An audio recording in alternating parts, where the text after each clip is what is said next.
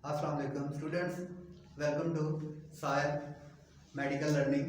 आज हमने डिफीजन के बारे में पढ़ना है। इससे पहले हमने चौथे चैप्टर में सेल बायोलॉजी के बारे में पढ़ा है, लेकिन आज हमने जो टॉपिक पढ़ना है वो इम्पोर्टेंट है, डिफीजन।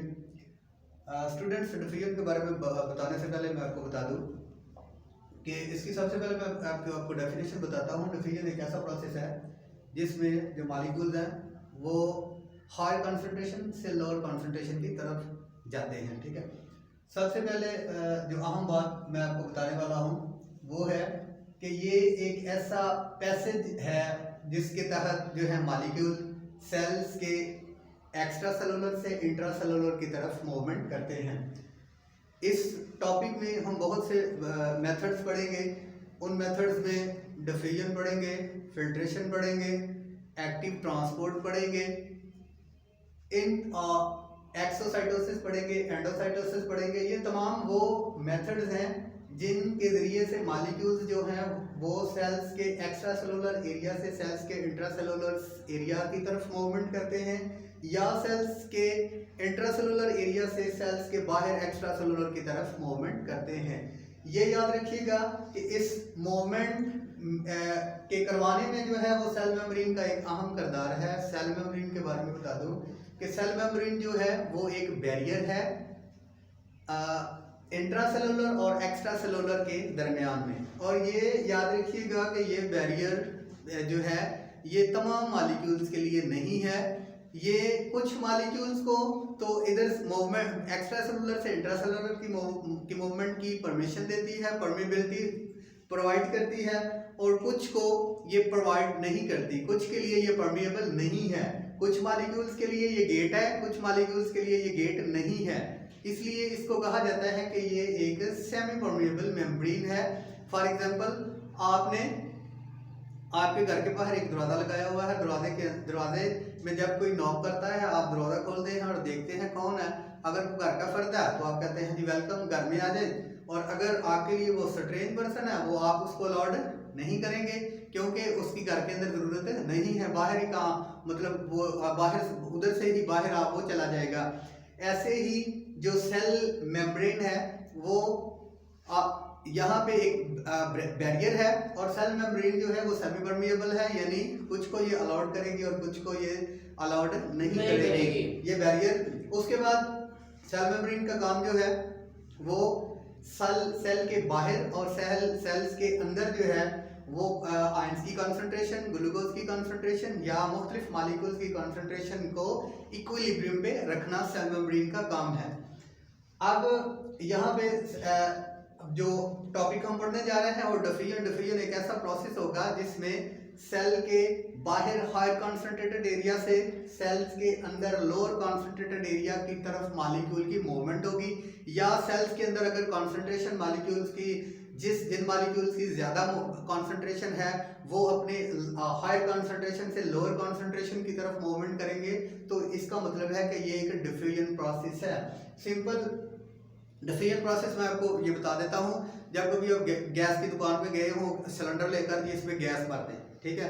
अब आपका जो गैस का सिलेंडर है वो बिल्कुल खाली है, ठीक है। अब वो गैस का सिलेंडर जो है वो उसकी नोजल साथ लगाता है और वो उसका वाल्व खोलता है वो अपने बड़े सारे सिलेंडर का, और वो उस सिलेंडर के अंदर बहुत ज़्यादा गैस होती है, उसके अंदर गैस की कॉन्सेंट्रेशन ज़्यादा होती है। आपने छोटा सा उसको सिलेंडर दिया, उसके अंदर उसकी कॉन्सेंट्रेशन कम है, और वो उधर का वाल्व खोलेगा और जल्दी से आपने जो उसको सिलेंडर दिया वो फिल होना शुरू हो जाएगा।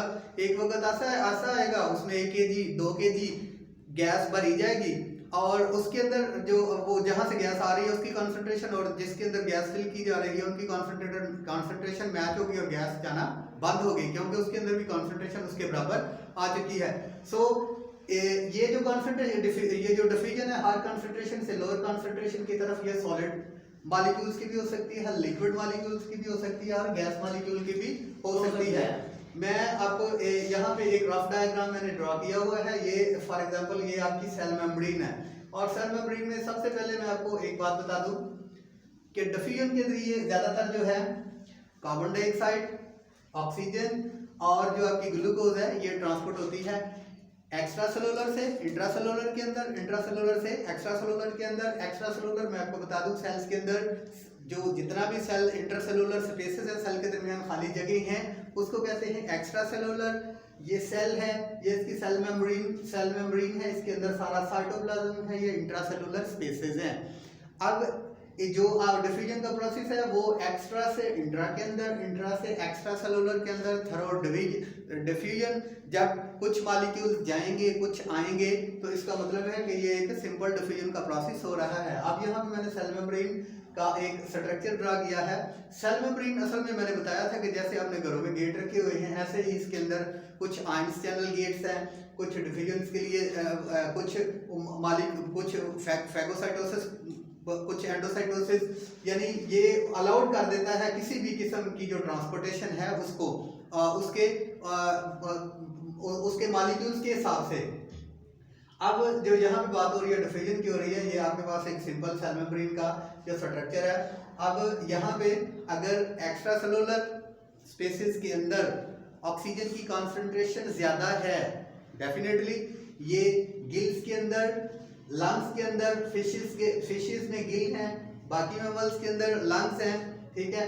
इनके अंदर जब ऑक्सीजन की कॉन्सेंट्रेशन एक्स्ट्रा सेलुलर ज़्यादा होगी तो वहाँ पे एक्स्ट्रा सेलुलर स्पेसेस में ऑक्सीजन की जो कॉन्सेंट्रेशन है वो ज़्यादा है। अब इसका जो एक हमने मैकेनिज्म पढ़ा है कि वो हायर कॉन्सेंट्रेशन से मॉलिक्यूल्स ने हायर कॉन्सेंट्रेशन से लोअर कॉन्सेंट्रेशन की तरफ जाना है। एक्स्ट्रा सेलुलर में ऑक्सीजन की कॉन्सेंट्रेशन ज़्यादा होगी, इंट्रासेलुलर में ऑक्सीजन की कॉन्सेंट्रेशन जो है वो कम होगी, इसलिए एक्स्ट्रा सेलुलर से इंट्रासेलुलर स्पेसेस में ऑक्सीजन थॉरो डिफ्यूजन आएगी, ठीक है। अब इंट्रासेलुलर स्पेसेस के अंदर एक्स्ट्रा सेलुलर की निस्बत कार्बन डाइऑक्साइड की कॉन्सेंट्रेशन ज़्यादा होगी। उसकी वजह ये है कि रेस्पिरेशन के दौरान, सेलुलर रेस्पिरेशन के दौरान जो है वो कार्बन डाइऑक्साइड प्रोड्यूस हुई और कार्बन डाइऑक्साइड ने इंट्रासेलुलर स्पेसेस से एक्स्ट्रा सेलुलर स्पेसेस की जानब जाना है और इंट्रासेलुलर स्पेसेस के अंदर कार्बन डाइऑक्साइड की कॉन्सेंट्रेशन ज़्यादा होगी। कार्बन डाइऑक्साइड की कॉन्सेंट्रेशन इंट्रासेलुलर स्पेसेस से एक्स्ट्रा सेलुलर स्पेसेस की तरफ मूव करेगी ताकि इसको एग्जॉस्ट किया जा सके। उसके अलावा ग्लूकोज जो है ये भी डिफ्यूजन के जरिए जो आप हमारी स्मॉल इंटेस्टाइन की ल्यूमन विली है जो जिसके अंदर जो ग्लूकोज की अब्जॉर्प्शन है या दूसरे मॉलिक्यूल की अब्जॉर्प्शन होती है स्मॉल इंटेस्टाइन के अंदर, उसमें ये ग्लूकोज जो है वो भी डिफ्यूजन के जरिए ही जाती है। ये स्टूडेंट्स, ये सेल्स का जो है ना ये सिंपल सा स्ट्रक्चर है। इसमें एक्स्ट्रा सेलुलर सेल्स जो स्पेसीज हैं वो सेल्स की बैरूनी और इंट्रासेलुलर जो है वो सेल्स की अंदरूनी जगह को हम कहेंगे। सेल्स के अंदर और सेल्स के बाहर जो ट्रांसपोर्टेशन होगी थॉरो डिफ्यूजन वो हाई कॉन्सेंट्रेशन से लोअर कॉन्सेंट्रेशन की तरफ होगी। ऑक्सीजन बाहर एक्स्ट्रा सेलुलर में ज़्यादा है तो इंट्रासेलुलर की तरफ मूव करेगी और अगर सेल्स के अंदर कार्बन डाइऑक्साइड की ज़्यादा मिकदार है तो वो एक्स्ट्रा सेलुलर की तरफ थॉरो सेल मेम्ब्रेन सफ़र करेगी, ठीक है। एंड पे मैं आपको ये बता दूं कि इस प्रोसेस के अंदर डिफ्यूजन के अंदर कोई भी एनर्जी एक्सचेंज एक्सपेंड नहीं होती, इसलिए इसको कहा जा सकता है कि ये एक पैसिव ट्रांसपोर्ट की टाइप है। बहुत शुक्रिया स्टूडेंट्स, अस्सलाम वालेकुम।